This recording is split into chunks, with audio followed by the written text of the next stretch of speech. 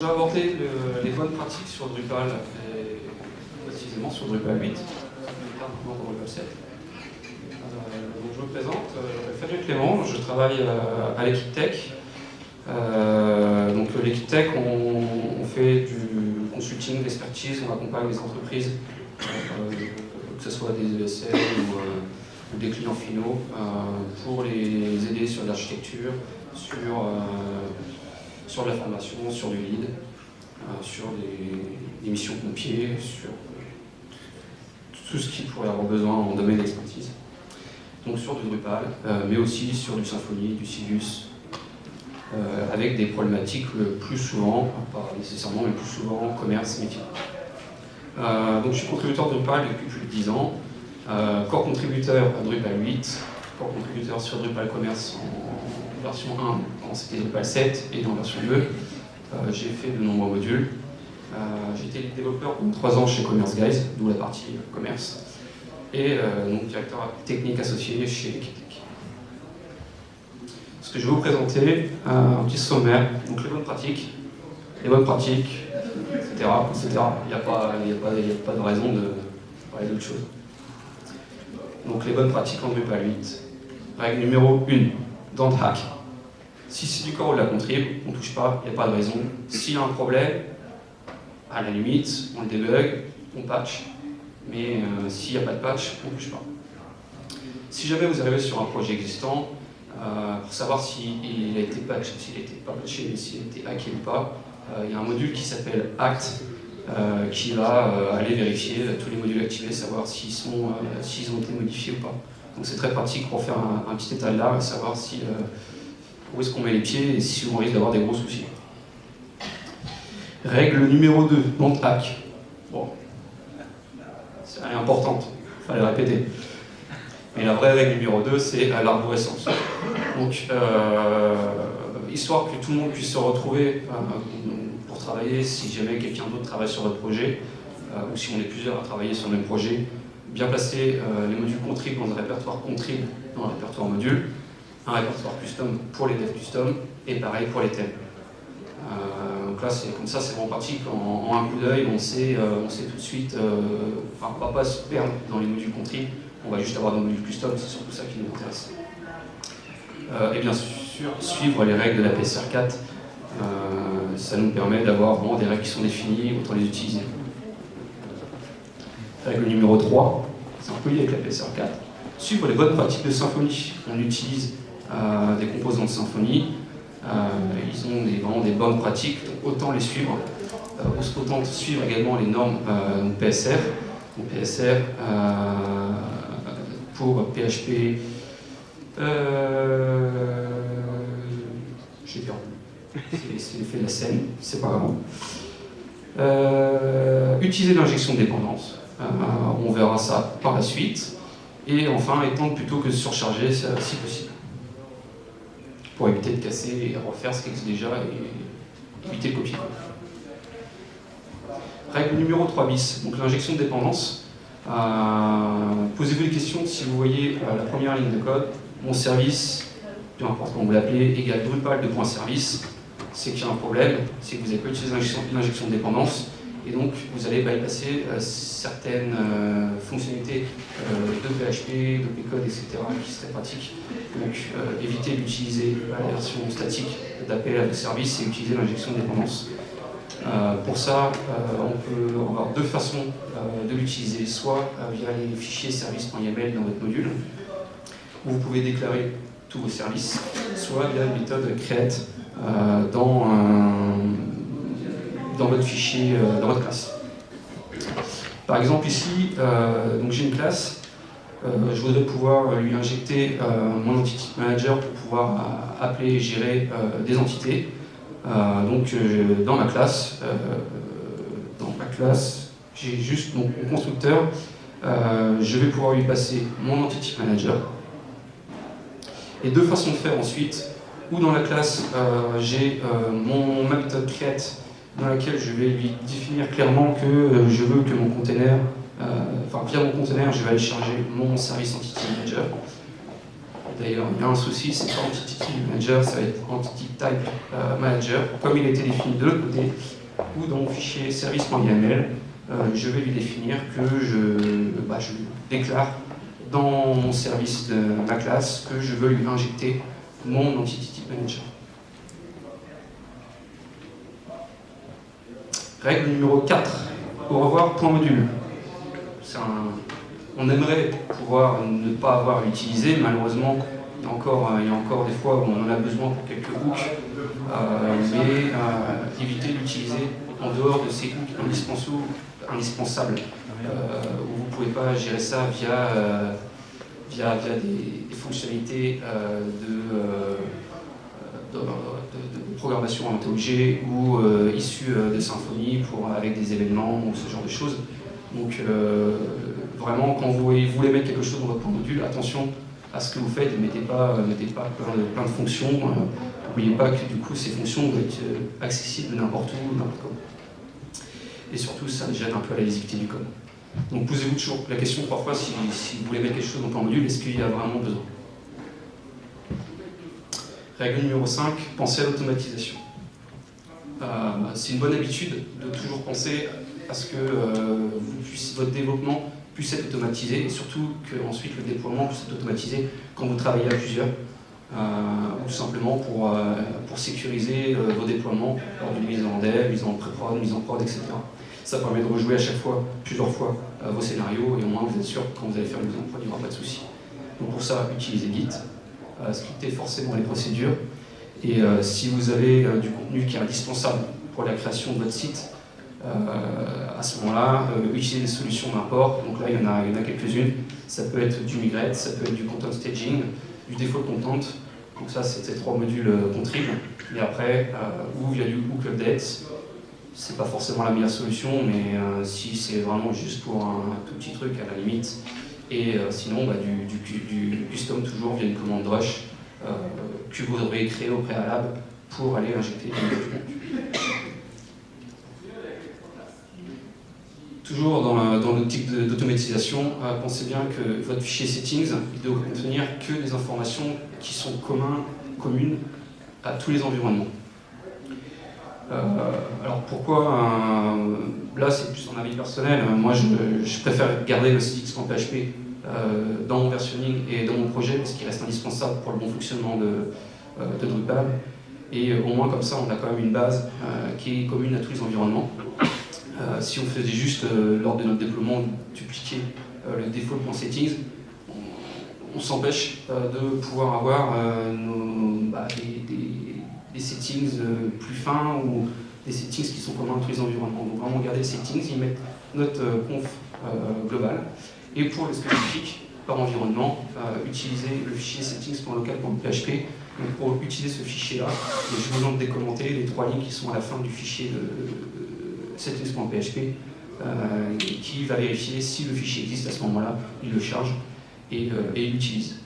Une autre solution qui peut être complémentaire ou qui permet de remplacer à la limite cette option de settings.local, même si il y a des choses qui ne sont pas forcément évidentes après si on est sur un environnement dev, local, j'entends, c'est d'utiliser les variables d'environnement.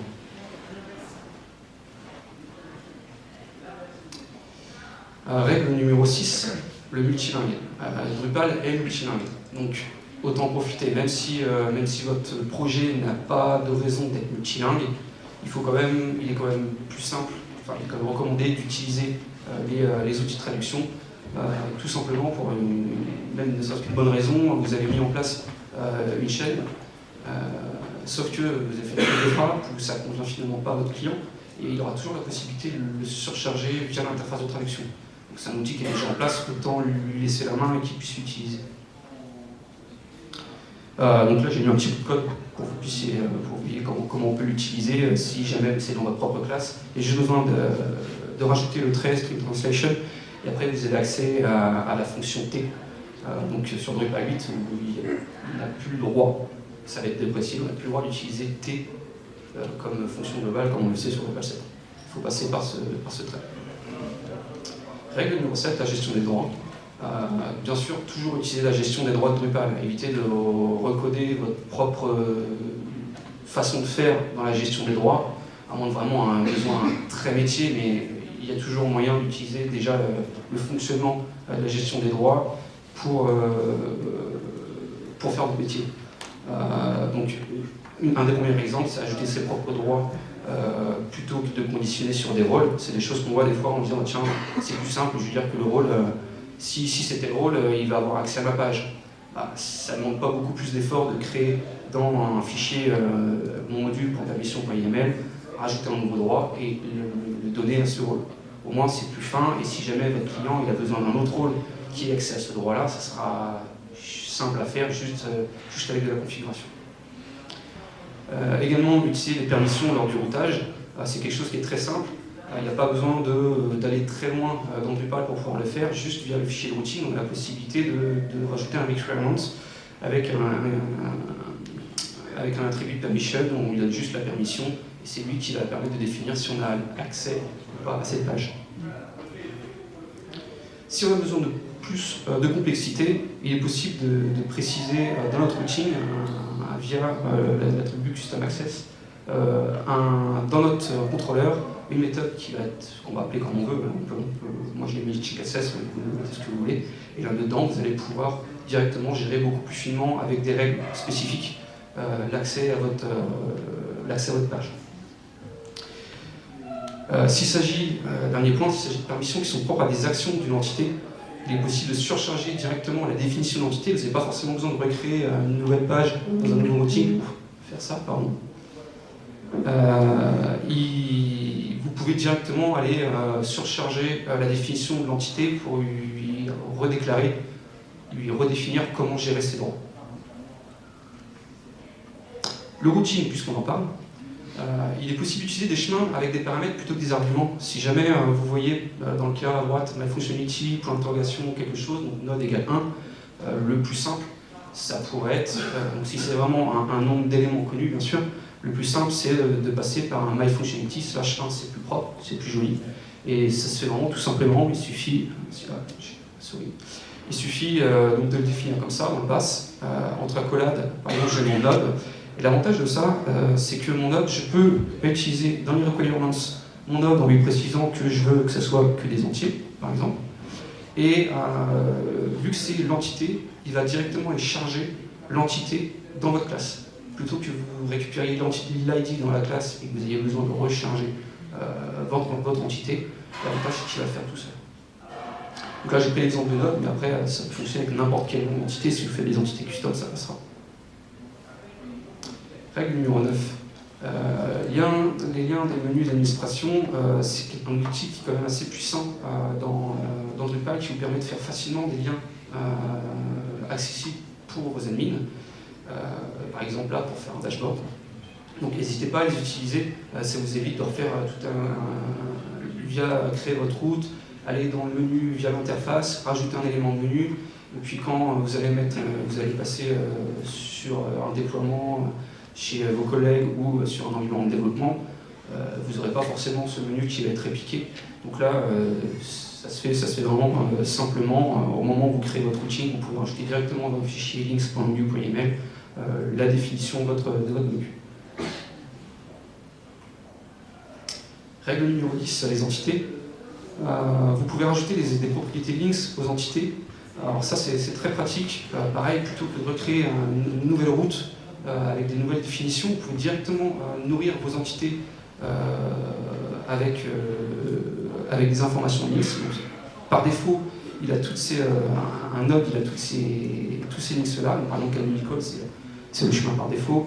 Mais il y a aussi le delete, il y a l'édition, il y a le versionning.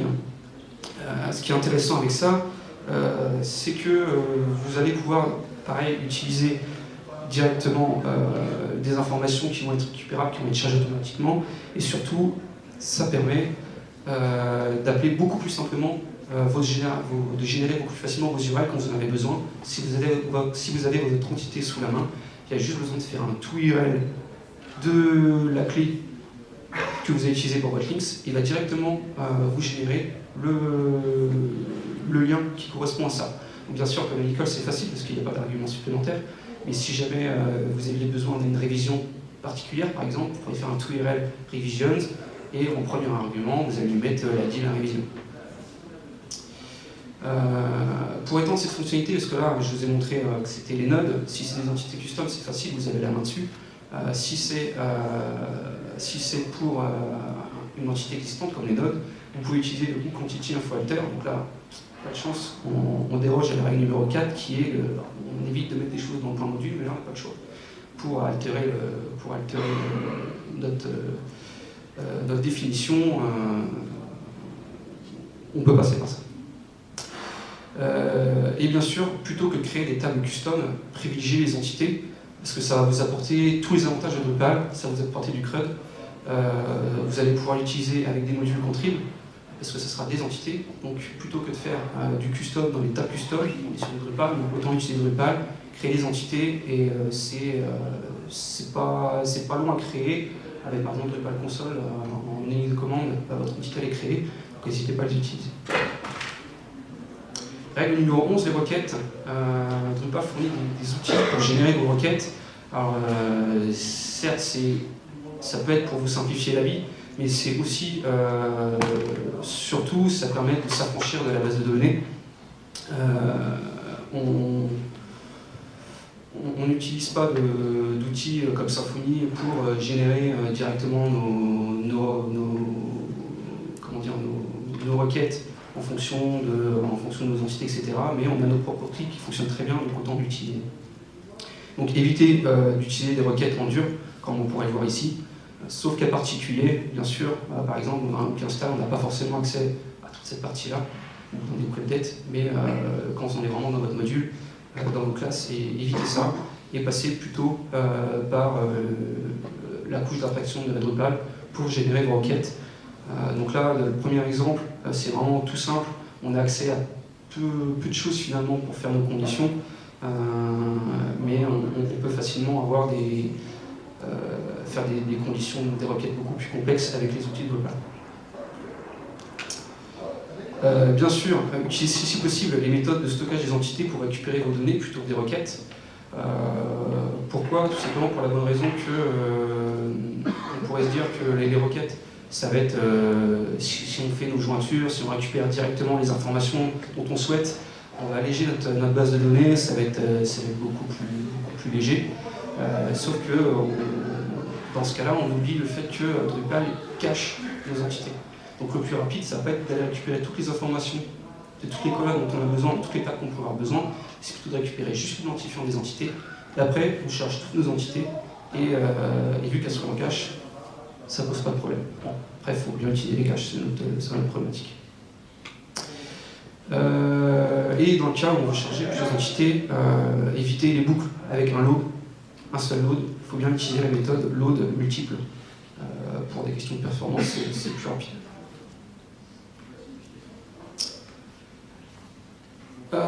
Pour récupérer quand vous souhaitez récupérer des entités qui sont faites avec des références dans une entité, donc avec un champ d'entity référence, vous pouvez directement utiliser les accesseurs de votre entité pour obtenir l'entité référencée. Ça vous évite de devoir tout récupérer, l'entity manager, quelle entité que je vais récupérer, la charger, etc. C'est un peu barbare par contre, c'est un peu chiant à taper. Alors, il y aura certainement une solution qui va arriver à un moment donné où on va faire quelque chose de plus simple, mais en attendant, ça existe, autant l'utiliser. Et la petite astuce, utilisez first plutôt qu'un get 0, par exemple, on voulait atteindre le premier élément d'une collection, parce que ça se trouve, get 0 n'existe pas, tout simplement. Donc comme ça, on est sûr d'avoir le premier élément. Concernant les templates, bien sûr, pour qu'un code markup ne doit être présent dans une classe, parce que du coup, après à maintenir, on ne sait pas où est le code, c'est pas fait pour, c'est fait pour mettre du PHP, pas du HTML. Donc pensez à passer par la création de templates et l'utilisation de templates tweak pour ça. Comme ça, au moins, voilà, vous avez séparé, là c'est mon métier, c'est mon code, et là c'est mon affichage. Ne pas faire le métier dans les templates. Donc bien sûr également, surtout pas de requêtes. S'il y a des requêtes, c'est qu'il y a un problème. Pensez que c'est, surtout avec Twig, déjà, c'est beaucoup plus compliqué, mais il y en a qui arrivent à le faire. Pas de métier dans les templates, pourquoi? Votre template, c'est l'affichage de ce que vous souhaitez. C'est que la partie, c'est que ce qu'on va vous afficher, c'est que la partie belle de ce qu'on va afficher. On a notre donnée, donc donnez la donnée à votre template, mais juste la donnée dont elle a besoin. Il n'y a pas besoin de faire du métier, les conditions, bah, si c'est dans tel cas, à ce moment-là, je vais l'afficher ou pas. Non, non, c'est déjà trop tard. Il faut qu'il ait juste les informations dont il a besoin. Pourquoi? Comme ça, au moins, votre métier est dans votre code. Quand je dis dans votre code, c'est vraiment dans vos modules. Et si jamais vous avez besoin de faire un autre template un jour, eh ben, vous n'avez pas besoin de refaire en plus le métier, de rajouter le métier dans cette autre template. Et imaginez que vous avez deux templates qui sont utilisés en même temps. Pourquoi pas, un pour un mobile, un pour un site desktop, ou un pour une version d'une autre langue, je ne sais pas. Si vous mettez le métier dans votre template, bah, chaque fois il va falloir le dupliquer, et quand vous allez devoir faire une modification, il va falloir le répercuter partout. C'est pas une bonne pratique. Donc aucune requête dans les pré-process non plus, parce que je parlais de Twig, mais il y a aussi les pré-process. C'est pareil, en pré-process, il doit servir juste à filtrer, à ordonner, à classer, à nettoyer un petit peu, à la limite ce que vous souhaitez envoyer au Twig. Mais on évite, pareil, de refaire des chargements de base de données et de faire trop de métiers Règle numéro 13, pour charger un asset, on les définit dans le fichier qui s'appelle libraries.yml. Donc là, vous pouvez y mettre vos CSS, vos JS, des dépendances entre les uns et les autres, entre les fichiers d'autres modules. Et vous pouvez attacher cet asset au tableau de rendu ou là où vous le souhaitez via l'attribut attached. Donc utilisez ça et évitez de charger vos JS et vos CSS en dur quelque part, parce que là vous allez bypasser tous les principes d'agrégation, etc. De Drupal. Et on n'a plus besoin des anciens Drupal add CSS et Drupal add JS qui de toute façon vont plus exister. Concernant la gestion des caches, ne jamais désactiver les caches. À la limite en mode de développement, mais pensez que sur tous vos autres environnements, donc en local oui, mais sur tous les autres environnements, il faut du cache. Pourquoi? Parce que si jamais vous ne les activez pas, vous ne saurez pas que ça fonctionne, que ça va fonctionner. Et surtout, là on va juste dire pour du dev, mais j'ai déjà vu plusieurs fois où le cache embêtait les développeurs parce qu'ils ne savaient pas comment ça fonctionnait sur Drupal. Et donc du coup, c'était un gros, je désactive les caches partout. Dès qu'ils avaient un contrôleur, n'importe quoi, petit trait qui fait que je désactive tous les caches, ça ils ont réussi à le trouver. Ah bah ça me pose des problèmes, le cache, j'ai retiré. Bah oui, mais du coup, tu n'iras pas pleurer parce que tu as des problèmes de perf. Donc les caches sont activées par défaut sur Drupal 8, autant les utiliser. Ils ont une très bonne, on a un très bon outil pour gérer le cache qui sont les cache tags, qui permettent de gérer la validation des caches. Donc ça c'est l'office d'une session à part entière.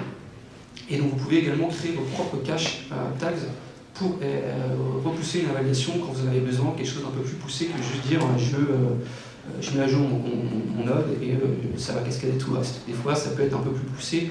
Par exemple, il y a une issue qui est encore ouverte à l'heure actuelle et qui vise à pouvoir invalider les caches seulement d'un bundle d'entités et pas de toute l'entité. Mais ça se code assez facilement, même si l'issue est ouverte depuis longtemps, parce que bon, c'est les process Drupal et ça prend beaucoup de temps d'être sûr que tout fonctionne bien. À faire soi-même, dans son propre cas, c'est plutôt simple. Concernant les tests, c'est des règles toutes simples. Évitez au maximum d'être connecté en admin lors du développement. Pour vos tests, oui, mais pensez à avoir un autre onglet où vous allez faire des tests avec l'utilisateur qui va utiliser la fonctionnalité. Et un autre onglet avec un utilisateur qui est déconnecté. Parce que c'est souvent le problème où on teste nous en tant qu'admin, parce qu'on a besoin d'avoir accès à l'office. Et seulement quand notre client ou quand la personne dessus nous va tester, et ben, si elle teste également en admin, elle ne le verra jamais, et c'est quand on est en prod, où d'un coup, le visiteur il va arriver et il aura accès à des choses qu'il n'est pas censé avoir accès, ou il n'aura pas accès à des fonctionnalités qu'il était censé voir, parce qu'on a oublié de lui cocher son droit. Donc bien penser à tester en anonyme et à tester avec l'euro utilisateur qui a besoin d'avoir accès à cette fonctionnalité. Donc pour rappel, le super admin il a tous les droits et il passe même pas dans les vérifications de test. On voit que c'est l'admin, on fait OK. T'as les clés? Super. Concernant le nommage des champs, ça peut être un héritage de ceux qui étaient sur Drupal 7 et Drupal 6 et autres. C'était de pouvoir préfixer le nom de ces champs pour s'y retrouver entre ces différentes entités, avec features et compagnie. c'est plus utile là. On a directement nos champs qui sont préfixés par l'entité, comme on peut le voir par exemple sur ce qui est utilisé pour stocker la définition de stockage de fichiers dans les fichiers de Drupal. On voit bien que c'est toujours field storage, le nom de notre entité, field et le nom de notre champ. Et une instance de bundle, c'est field entity, bundle, field, le nom de notre champ. On a vraiment au plus fin la définition du stockage de notre entité. Si jamais vous l'avez correctement nommé, votre champ, ça va se définir avec les règles de stockage. Il y a peu de choses dans les règles de stockage en termes de configuration, par exemple la notion de multiple à la limite, mais du coup ça se répercute assez facilement dans le nom du champ, donc il n'y a pas besoin de le préfixer par autre chose.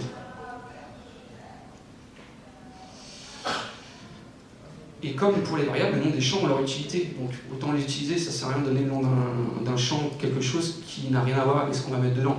Quand on va développer, ça peut être pratique à réutiliser. Et enfin, tant qu'à faire, utilisez le pluriel. Si vous avez un champ qui est multiple, mettez-le au pluriel, comme ça, le développeur, c'est pareil, quand il va avoir accès à ces champs, il saura qu'il y a plusieurs choses dedans, donc il va savoir qu'il va faire une boucle pour récupérer ces données, peu importe. Le composer, petit rappel, composer update met à jour le fichier composer.loc avec les dernières versions qui correspondent aux versions spécifiées dans le composer. Et composer install, lui, télécharge les modules et les librairies par rapport aux versions qui ont été définies dans le composer.loc. Donc, lors du développement, utilisez bien le composer update pour se mettre à jour, seulement quand vous avez besoin de le mettre à jour, ça sert à rien de le faire sans arrêt. Et versionnez le fichier composer.json et composer.log, comme ça, ça va vous permettre, sur vos autres environnements, de simplement utiliser le composer install. Vous allez comme ça récupérer uniquement les vendors qui correspondent à ce que vous avez testé, ce que vous avez versionné. Évite d'avoir des surprises de librairie qui s'est mis à jour sur un serveur de pré-prod, parce que ça fait un mois que vous avez testé, et d'un coup, il y a une nouvelle version qui est sortie. Et ça pète forcément. Numéro 18, on n'en a plus beaucoup, on en a 20, je ne l'ai pas précisé. Contrib uses custom. Alors vérifiez toujours qu'un module contrib existe avant de vous lancer dans du custom. En tant que développeur, on peut vite se lancer en disant « Ah, je sais pas comment faire, je le fais ». Et puis en fait, finalement, ce n'est pas si simple que ça. J'ai pas vu tel cas, je le modifie. Et puis en y repensant, on dit il y a peut-être un module contrib qui le sait en fait. Et puis on va voir, et oui, effectivement, il y a un module contrib, et il le sait vachement bien. Et il avait non seulement pensé au cas qu'on avait fait, au cas qu'on voulait faire, et au cas qu'on n'avait pas encore pensé. Donc, première chose, vérifier qu'il y a un module contrib. Oui, mais on verra après. Vérifier le nom d'utilisation, ça c'est les petites recommandations pour regarder si le mode contrib il est quand même intéressant. S'il est maintenu, s'il n'est plus maintenu, ça peut être problématique. Dans les issues, c'est tout simple, il suffit de regarder à droite du module, dans la colonne des issues, il y a 150 issues. Peut-être falloir jeter un petit coup d'œil quand même. Peut-être que tout va bien, c'est juste qu'il y a beaucoup de monde qui veut des fonctionnalités, il y a plein de retours, il n'y a pas de problème. Mais par contre, vous allez peut-être laisser tout de suite plein d'erreurs en disant machin ça marche pas, quand je fais ça, ça marche pas, pour le multilingue ça marche pas. Par rapport à votre projet, à vérifier. Si vous êtes développeur, regardez le code, parce que c'est bien, le module il fait des choses, mais ça se trouve il le fait tellement sale qu'on ne va pas l'utiliser. Et enfin, est-ce que le module vaut vraiment le coup au regard de son périmètre, de ce qu'il fait, de ses fonctionnalités et de ce que vous avez vraiment besoin? Il n'est pas forcément utile de télécharger un module qui fait plein de choses alors que vous avez juste besoin d'un tout petit truc. Si ça se trouve, à la limite, le petit truc, s'il le fait que c'est bien isolé, c'est tout simple. Et puis, vous prenez juste ce que vous avez besoin, vous le mettez dans votre module. Si c'est vraiment que 5-6 lignes, il vaut mieux avoir 5-6 lignes dans son module custom que télécharger un module qui va tout faire. Plein de choses dont vous n'avez pas besoin. Donc, essayez de respecter le prorata de module contrib. Et pas trop quand même, parce que plus vous avez de modules contrib et plus vous allez agrandir votre site. La validation des données. Donc, dans le cas où vous allez utiliser du JavaScript, vous allez faire des formulaires en JavaScript ou que sais-je, pensez bien à valider également côté serveur. Ça, c'est pour des problèmes forcément de sécurité. Vous pouvez également utiliser la forme API qui va vous aider pour générer vos formulaires et la validation et tout ce qu'on pourrait voir. Y compris des fonctionnalités Ajax de Drupal.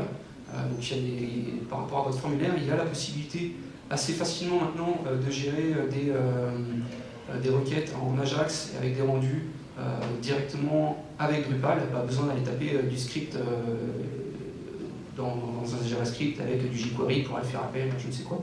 Il y a des outils qui sont vraiment bien faits maintenant pour ça. Et bien sûr, pensez à utiliser les méthodes de nettoyage de Drupal quand vous récupérez des données dont vous n'êtes pas sûr, via les 3 méthodes qui sont mises à disposition. Donc c'était les anciens filter XSS, checkplane, checkmarkup, etc. Donc on a le HTML .escape pour là, vous supprimez vraiment tout, vous n'avez que du plaintext. Il y a le XSS filter et le XSS filter admin qui est un peu plus souple que le XSS filter, donc à réserver vraiment pour ceux qui ont des droits administrateurs. Règle numéro presque 20, parce que je m'étais donné quand même pour objectif irlandais de faire 20 règles, mais bon, j'en avais une de trop. Les performances. Utilisez les outils disponibles pour améliorer vos performances. Il y a plein d'outils, autant les utiliser. Ça va vous permettre d'avoir des Drupal un peu plus véloces. Par exemple, Memcache ou Redis pour sortir de la gestion de cache de la base de données. La base de données, elle n'est pas vraiment faite pour ça, elle a plein d'autres choses à faire, autant l'alléger de cette partie si on peut. Utiliser un varnish, là c'est au-delà de Drupal. Utiliser OPCode, alors c'est pas tant l'utiliser mais plutôt l'activer. Utiliser du Solar ou Elasticsearch si jamais vous avez besoin de faire la recherche. C'est des outils qui sont faits pour ça, qui le font vraiment très bien. On a des interfaces qui permettent de faire les liens entre eux via le module Search API par exemple, mais faire de l'Elasticsearch c'est pas forcément ce qu'il y a de plus compliqué, et dès que vous allez vouloir faire des facettes ou des choses comme ça, vous pouvez rapidement avoir des fonctionnalités qui vont être faites et qui sont très performantes. Utiliser du CDN par exemple.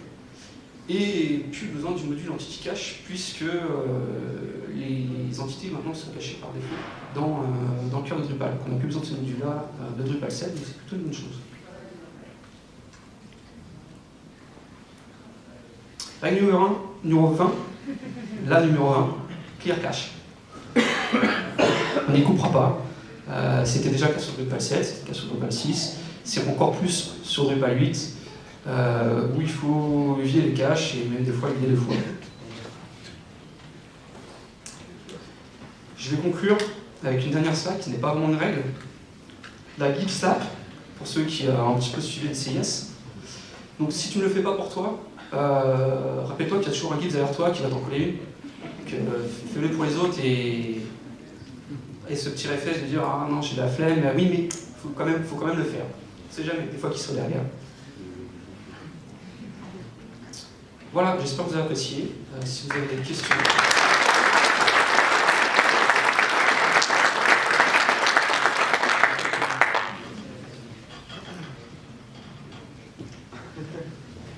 Merci pour la présentation. J'aimerais revenir sur la règle numéro 15, utilisateur de test. Donc, tu dis de tester anonyme, les différents rôles, etc. Moi, c'est un peu un combat depuis pas mal d'années, où le user one, j'essaye de dire aux gens, même aux développeurs, ne vous en servez pas. On va créer des comptes uniques par personne, RGPD déjà, et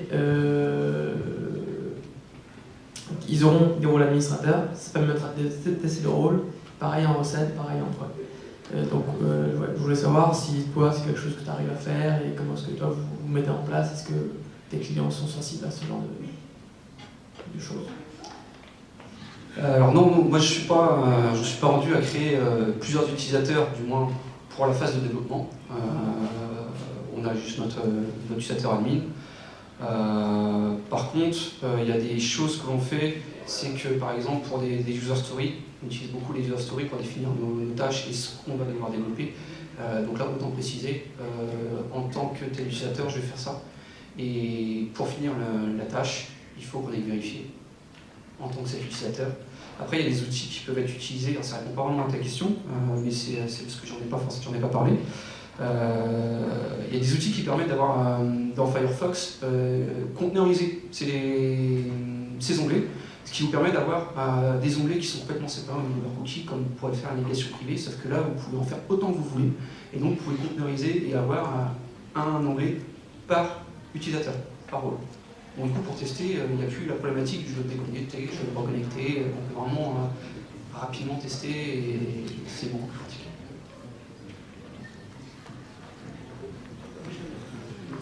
Alors c'est Firefox multi-conteneur ou quelque chose comme ça.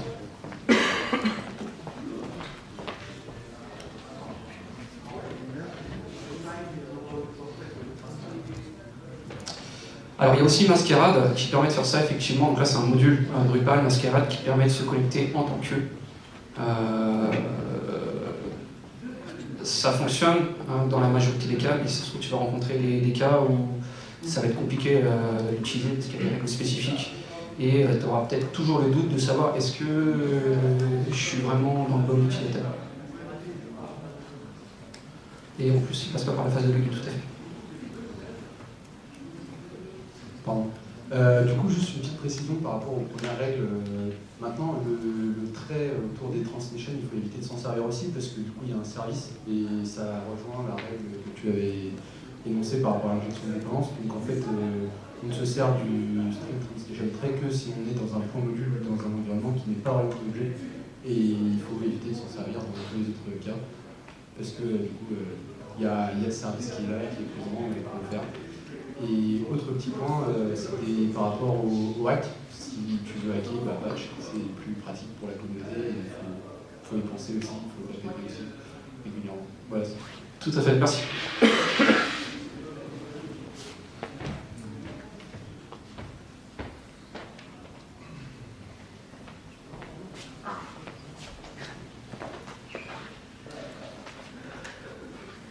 Merci pour la presse. On reconnaît beaucoup de choses qu'on a envie d'implémenter au quotidien, donc c'est cool. Une autre remarque sur les traductions, par pitié, mettez des contextes dans vos balises D. Parce qu'après on se retrouve avec des trades complètement pourris de type ah tiens, le verbe et le nom ça se traduit pareil, mais une fois c'est avec un accent et une fois c'est ER. Et du coup mon back-office il veut rien dire et le client il n'est pas très content. Donc aussi ça peut être une bonne pratique pour tout le monde de prendre le réflexe de juste mettre un contexte. Tout à fait, c'est comme ça qu'on se retrouve avec dans notre menu un onglet qui s'appelle Voir.